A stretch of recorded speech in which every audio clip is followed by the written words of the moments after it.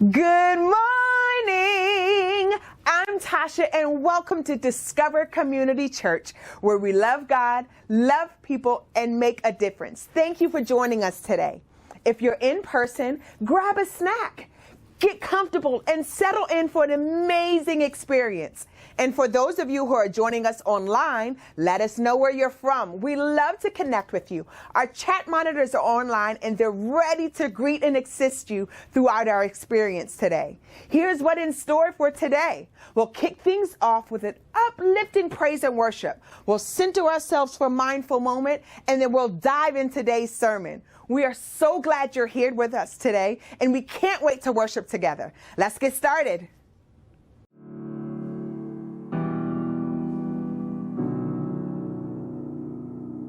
I'm getting weak, but you won't see me folding.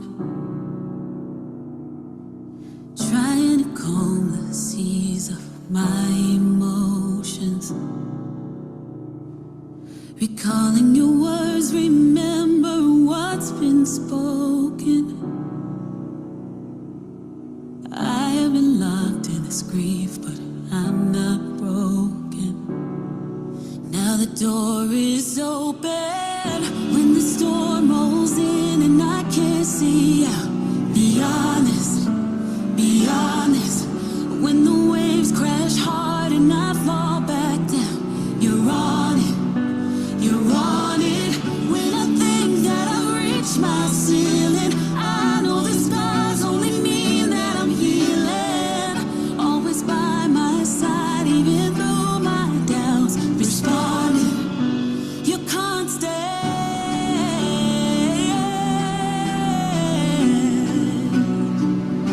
You can't stay.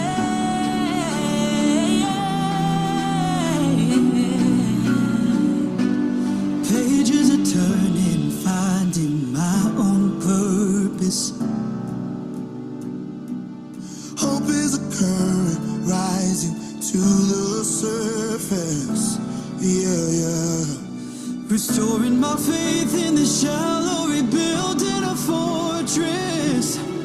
Oh, and now when I break through the pain I'm learning, I surrender my burden. When the storm rolls in and I can't see her, be honest, be honest.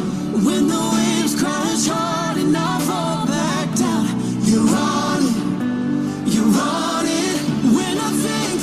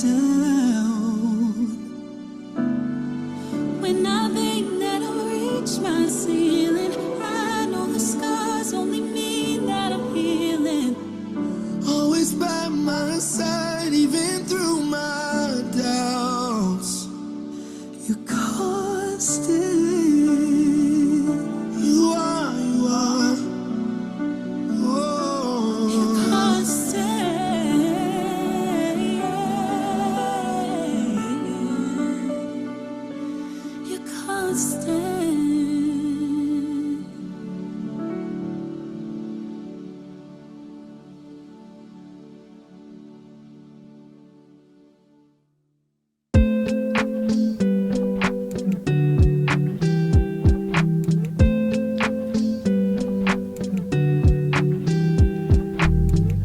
DCC Mindful Moment is a mindfulness practice designed to help us improve our ability to decrease stress, anxiety, and regulate our emotions. This time is intended to help us focus our attention and observe our thoughts and feelings without judgment. We invite you to join us. Find a comfortable position, remove any distractions, and prepare to experience God through our connection with the world around us.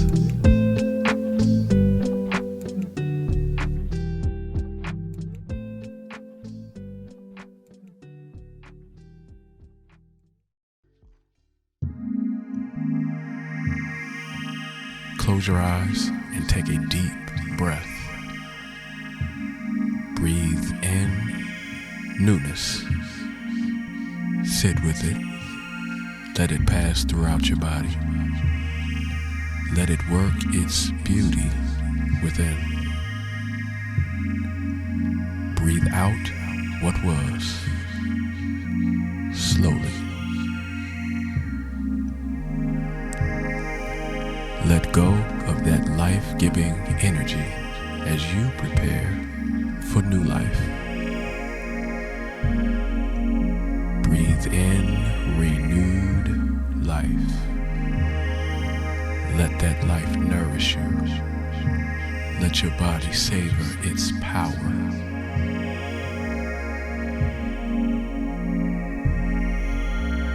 Then release it again. This cycle reflects our lives.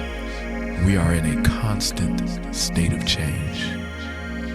We accept what is new, we relish in it, use it, then let it go so that it can be life for something else. But we are never without. There is always more life to experience. We move from where we are to where we are going. Never repeating a moment. Always forward, never backward, but always different. Change. When we move, things change. As we move, we are changed. All that we touch, we change. All that we change, changes us. God is change. And God has given the gift of change to us. We invent, then reinvent ourselves. We innovate. We cover ourselves in adornments and later remove them to reveal our true beauty. We are. Then we are something else. Like the leaves that shed their trees to which they have been anchored, but only after dazzling the world with one last flourish. They fall to the ground and nourish the earth.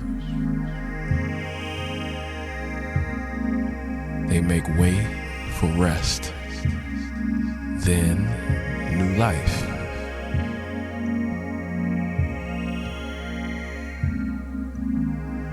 Always forward, never backward. Change. Change is the measure by which we know we are alive. It is the marking post we use to appreciate the life we've lived. A life of accepting life, enjoying it, then making room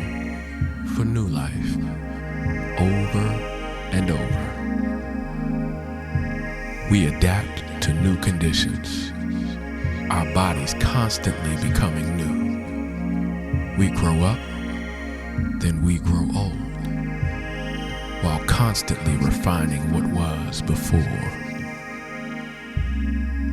We use the life we lived to enrich the life to come. Change. It is our life. What are we now that we were not before? What will we become that we could not envision now? Every day is filled with new breath. Each breath a new opportunity to embrace change. Each change is life-giving to us and to those around us. How should we use this gift of change? How do we want the world to remember the changes we made? How have we changed? Who will we change? Open your eyes. Breathe in. Change.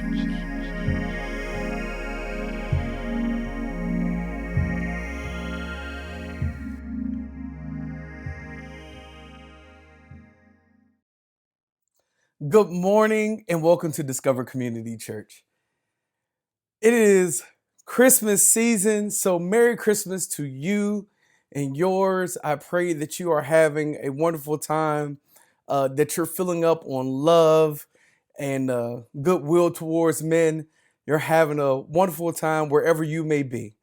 I'm just grateful that you decided to join us this morning. I have the awesome privilege of giving you the last message of 2025 here at Discover Community Church. And it's such an honor to be here with you. All right. So for my online folks, please, if you're watching on YouTube or Facebook, wherever you might be, I need you to put where you're from so that we could properly greet you.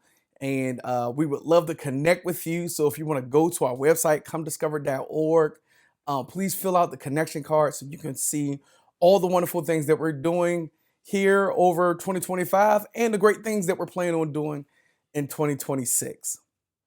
We are wrapping up our Keep Digging series. Now, I know it's the Christmas season.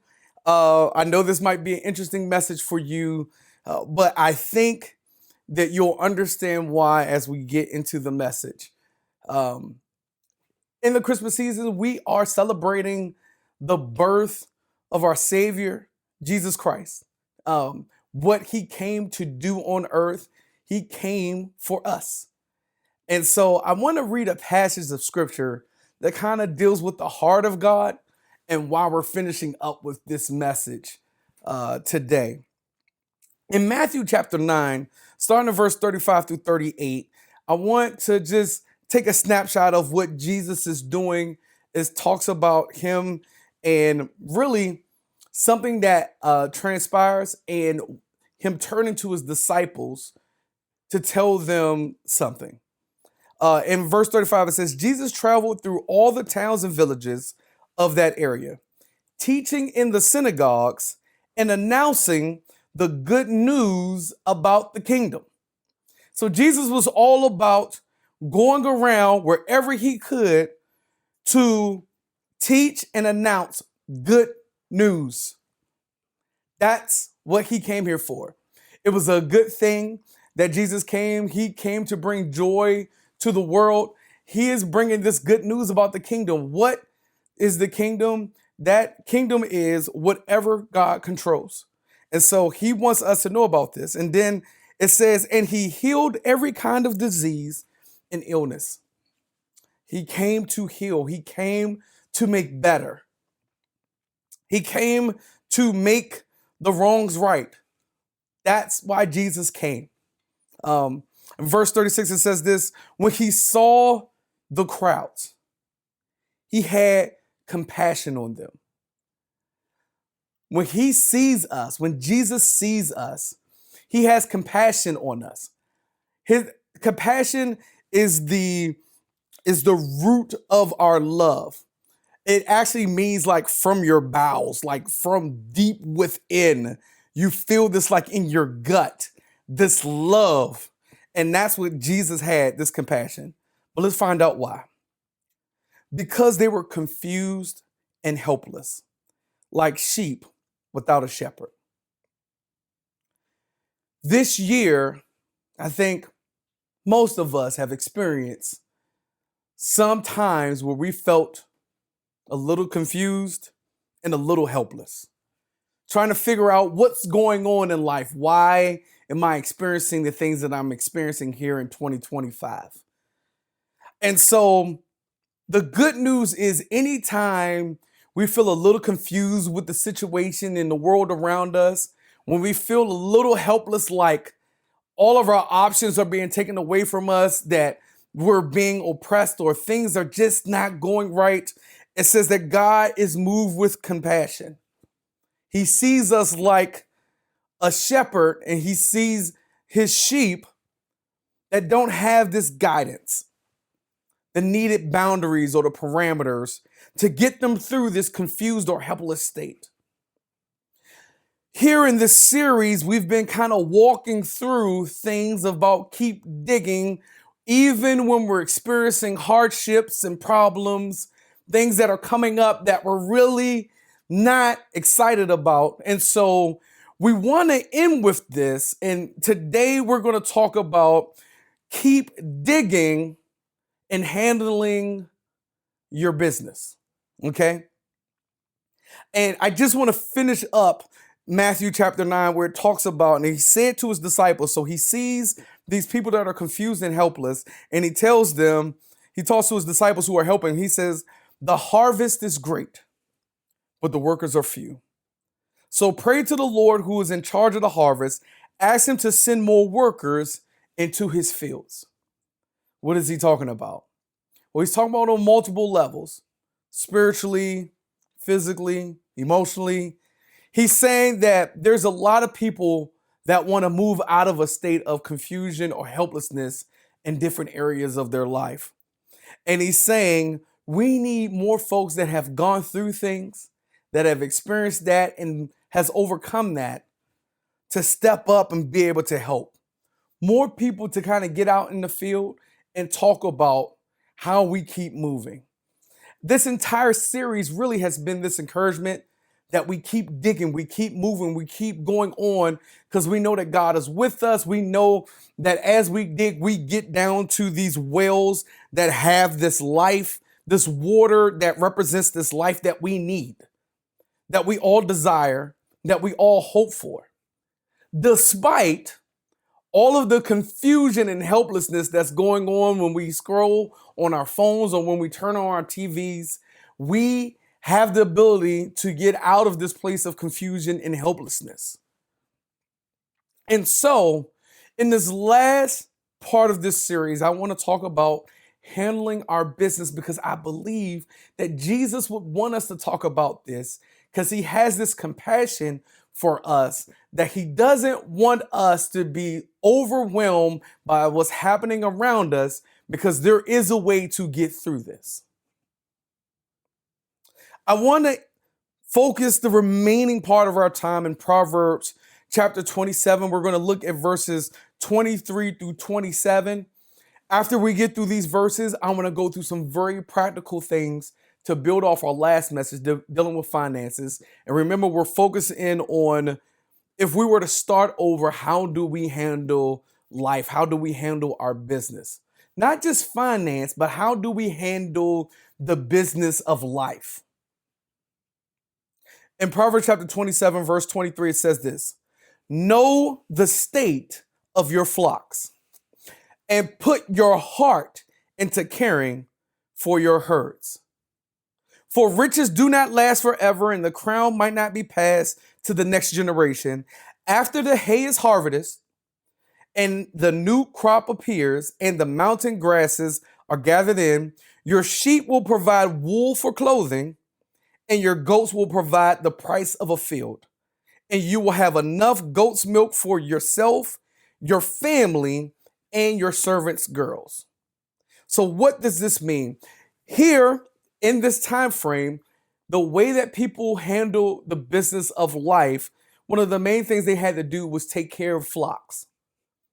They had sheep and goats and camels and horses and all types of animals. And these animals represented food, and it represented power to produce business. It represented bartering to get work done. It was their livelihood, their flocks. And it's saying, know the state of your flocks. If you don't remember anything else from this message, you have to know the state of your life. You have to know what's going on in your life, where God is taking you, and you have to put your heart into caring for your life. I know it gets rough. I know you want to throw up your hands. I know that it just feels like you are helpless, but you have to put your heart into it. You can't just give 60% or 70% or 80% because you're so worn out. You're so tired. I'm at the end of this year. Let's just go ahead and close it out. No, God is saying at any point, you got to know the state of your flocks, and you got to put your heart into caring for it. Not only did you have to know what's going on in your life, you got to put your whole heart behind it to keep moving forward, despite what's in front of you. So, how do you know the state of your flocks? Well, it could be something as simple as knowing what your financial plan is. It could be knowing what's the goal for your children. It could be knowing what's the next 3 to 5 years you have a plan for your business or for your career. Whatever that flock is, you have to know what the state is. You have to know the details of it. You have to know what your current position is, and you have to know how you're going to get to the next goal in your life. And the only way you can do that is if you put your whole heart into it. It continues down and it lets you know what happens when you know the state of your flocks and you put your heart into caring for them. In verse 26, it says that your sheep will provide wool for clothing. So when you take care of your life, when you know what's going on, it will help to clothe you. It will cover up the nakedness of your life. It will keep you from being embarrassed. It also says, and your goats will provide the price of a field. The work that you do will provide value, and you will easily be able to barter and exchange and get a reward for the value that you bring to the table. And then the verse 27, it says something even more. It says, and you will have enough goat's milk for yourself, your family, and your servants' girls. What is it saying there? It's saying you'll have enough to sustain yourself, to sustain your family, and to sustain anybody that works for you or works with you in your life. So you might be saying, we don't deal with flocks and sheep and goats and all that type of stuff right now. I'm not a farmer. I live in the suburbs. I go to Safeway or Giant or Aldi or wherever to get my food. What is the practical way of addressing this? Okay, so now let's go into very practical steps. Okay, again, we're moving back to you starting all over again.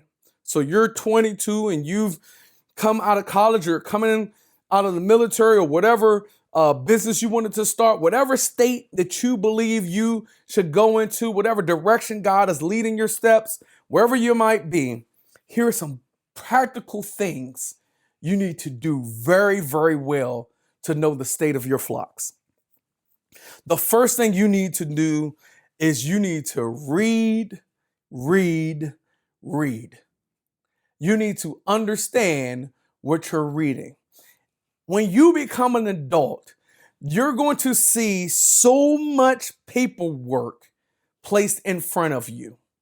If you're applying for a job, there's paperwork that you have to fill out and you have to read the instructions. If you're starting a new business, there's paperwork that you have to read and forms you have to fill out. How well you read determines whether you do something correctly or you do something incorrectly, which could cost you time, money, and energy. You have to be good at reading and understanding. So you have to read. This is super practical. Whatever is set in front of you, whether you've applied for a new job, you're starting a new job, whatever. What is the policy? What is the manual that sets the parameters of your job? What are the parameters for your payments? How often will they pay you? What days will they pay you? What does it take to be successful in your job? What does it take to be successful in your business? This is knowing the state of your flocks. You need to know how to choose particular things. I'll give you an example. In the early 1980s, for those who were working in the federal government, they had a new retirement process that was coming out. They called it FERS. Okay? It was a new process. The old process was called like CRS. Okay? So the old process, if you started your job before then with the federal government, when you retired, you made 80% of your salary. Okay? 80% of your salary as your pension. That's pretty good. So if you made $100,000, when you retired, they would pay you $80,000 every year for the rest of your life. Now, the government started to feel like they wouldn't be able to pay that for new folks. So they came out with the new system called FERS, but they offered people that were currently in the government a choice of staying under the old system or moving to the new. And people that were reading through it, some quickly understood 80% is much better than 30%. And so they stayed under their old system. Some people, because they thought it was new, better, and shiny, switched over to the new system and lost 50% a year. Now, there's nuances to it, details. I'm not, here giving you a retirement. You got to find out that information on your own. But at the basis of it, the old system was much better than the new.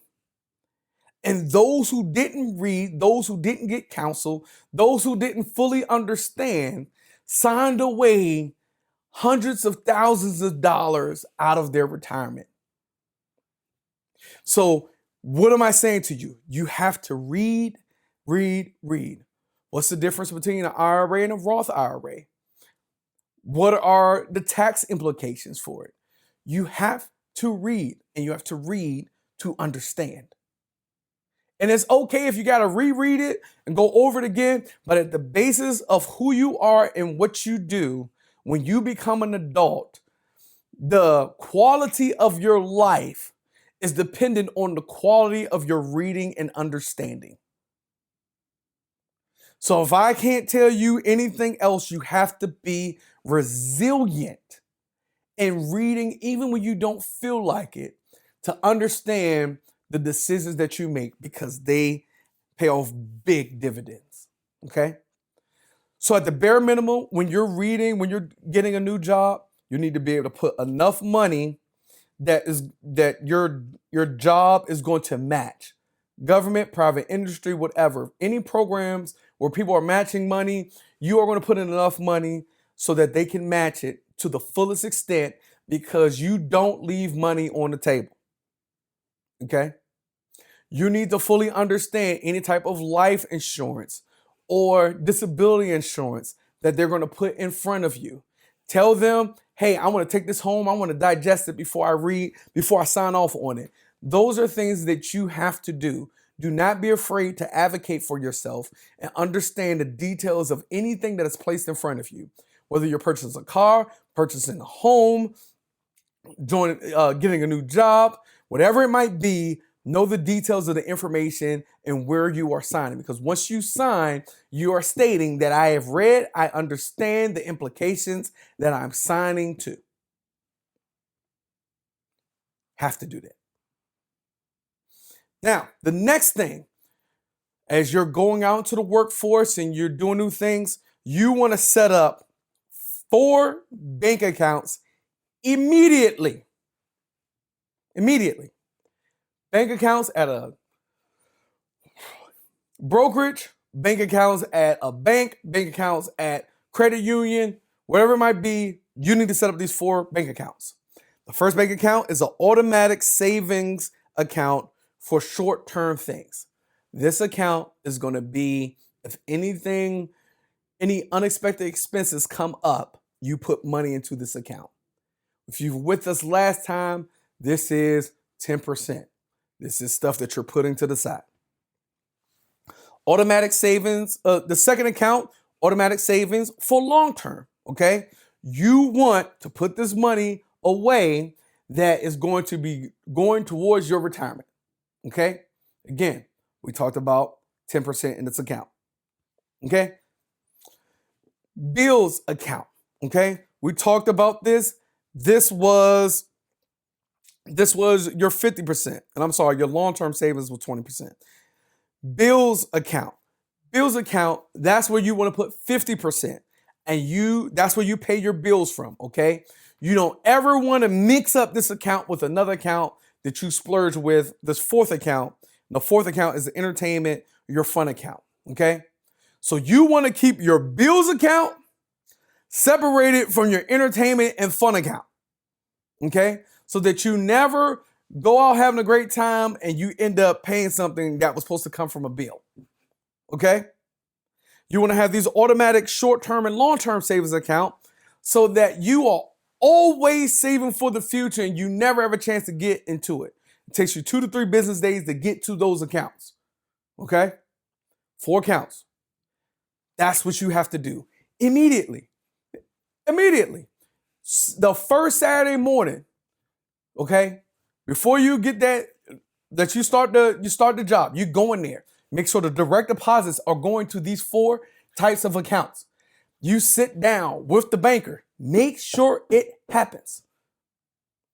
Make sure it happens. And again, you might not start off with those percentages. But as long as you have these 4 accounts, you need to be putting something. A minimum of whatever percentage you can. 0.5%, 1%, 2%, 6%, whatever it could be. Start somewhere and set up these accounts and put the money in there. If you haven't already done those, you're going to do that this week. This week. If you're an adult and you don't have these accounts, you're setting up these accounts this week. Soon as you can. Okay? The next thing you're going to do as an adult in handling your business, the business of your life, you're going to review your budget either weekly or bi-weekly. Okay?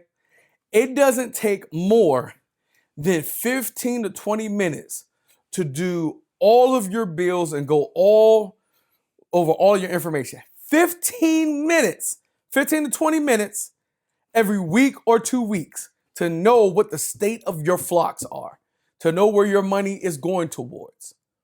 You're doing the same thing for your life. You need to take 15 to 20 minutes in silence, in prayer, going over what you need to do that week. So you're either going to take like a Sunday morning, a Sunday afternoon, whatever time frame that you can find, so you're best prepared for the week before, okay? People have different times where they're at their best. Some people are morning people. If you're a morning person, that morning time needs to be set aside to sit down, write down what you're going to do, go over your bills, whatever it might be.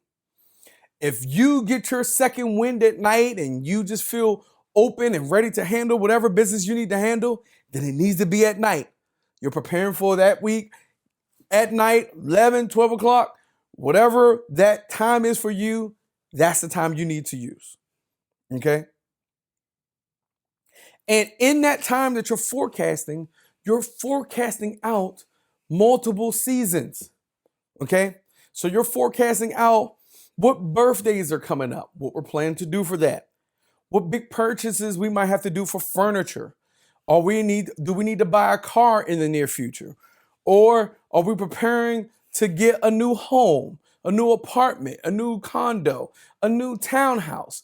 Are we preparing to move in together? Whatever it might be. If you're preparing for vacations, you need to be preparing for that, saving this money and shifting it around, okay? You are forecasting for the future and you're paying attention to any tax returns you might be getting and bonuses you might be getting and placing those in the proper categories. So I'll use an example for the church. 70% of any money that comes in, 70% goes toward our operations. 20% goes towards our long-term savings. 10% goes toward all outreaches that we do.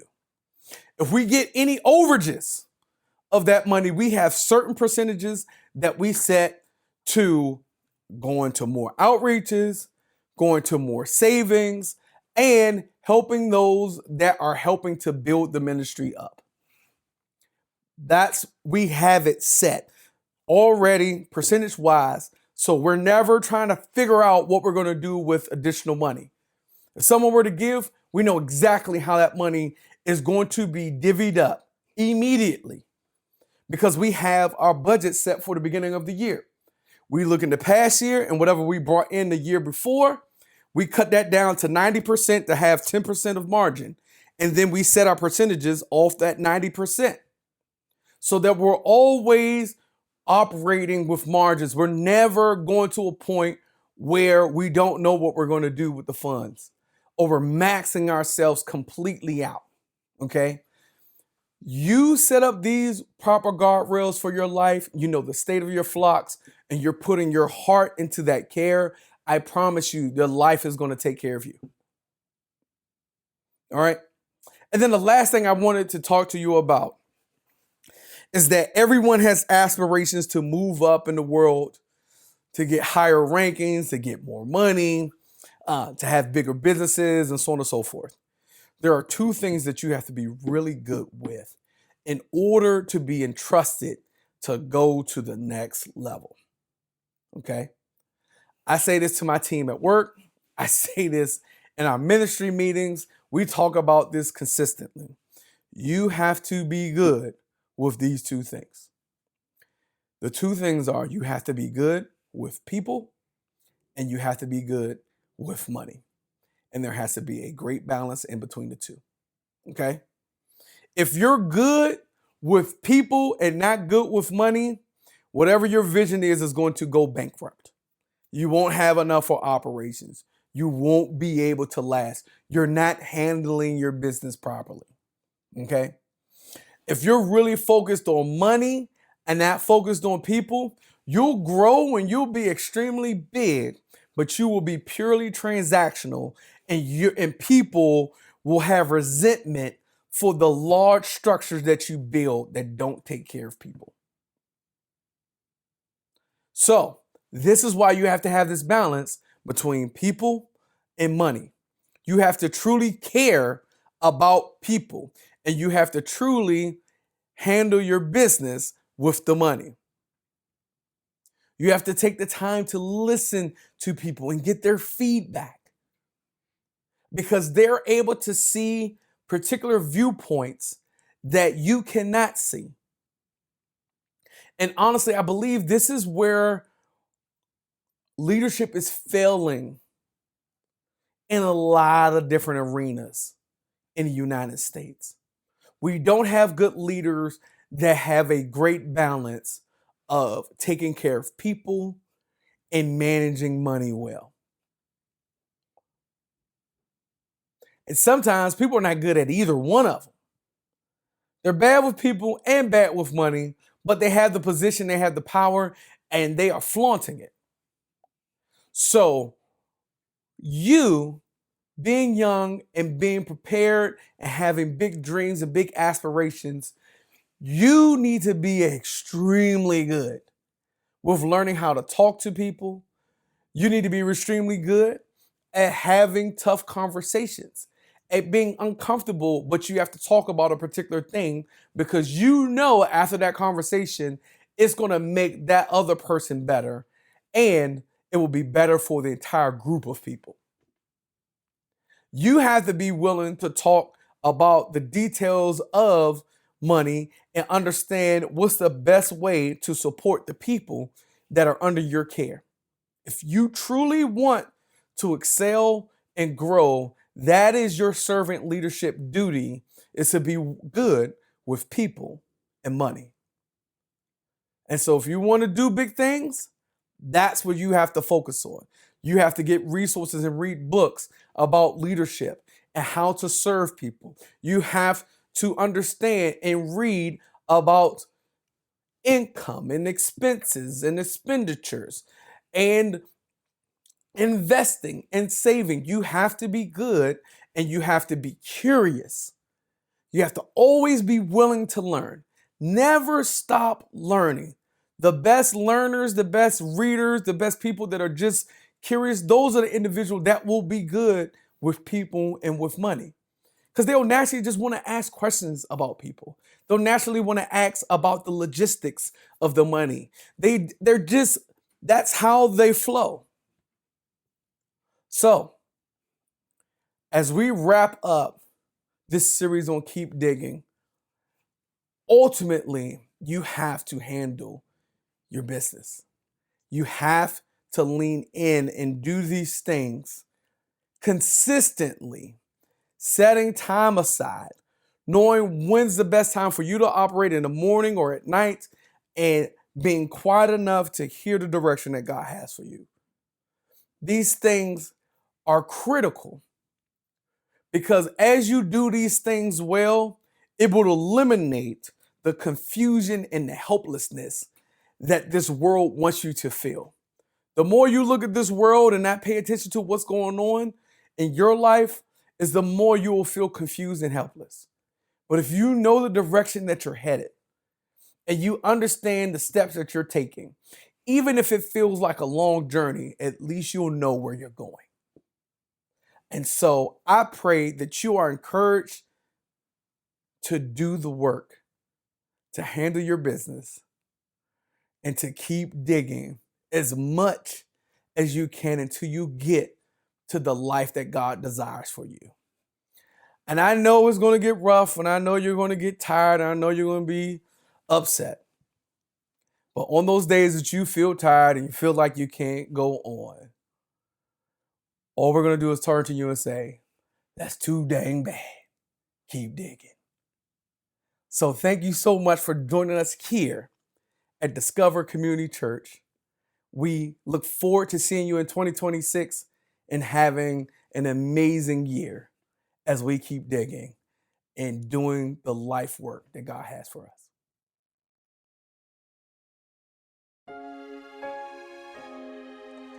So here's the time where we partake in communion. And you might be saying, what is communion? Communion is the time that we do what Jesus told us to do in remembrance of what he did for us. And what he did was he took on all the shortcomings, the sins of the world. He died on a cross. He was buried, and then he rose again on the third day. And so wherever you are, you can participate in this amazing process of remembering what Jesus did for us, which we call communion. So all you need to do is get something to drink and something to eat. You can find, tortilla chip, have a rice cake, whatever type of bread or resemblance of the body, you want to get that. And then you want to have any type of drink that reminds you of Jesus shedding his blood for us. And so what happens is I'm going to read from 1 Corinthians 11, verses 23 through 26. And we'll go through this process together, okay? And so this is what was Jesus saying. He says, "For I pass on to you what I received from the Lord himself on the night when he was betrayed." So the night before he was crucified, he was with his disciples, and one of those disciples betrayed him, Judas. And he did this to let them know symbolically what he was about to do for the entire world. And on that night when he was betrayed, the Lord Jesus took some bread. So take your bread, and gave thanks for it. So Jesus, we thank you for what you have done for us and being the perfect sacrifice for all of our sins. Then he broke it into pieces and he said, "This is my body, which is given for you. Do this in remembrance of me." Let's eat together.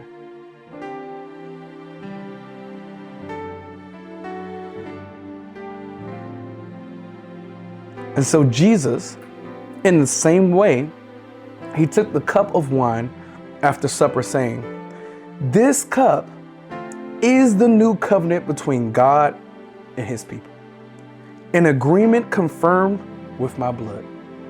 Do this to remember me as often as you drink it." Let's drink together.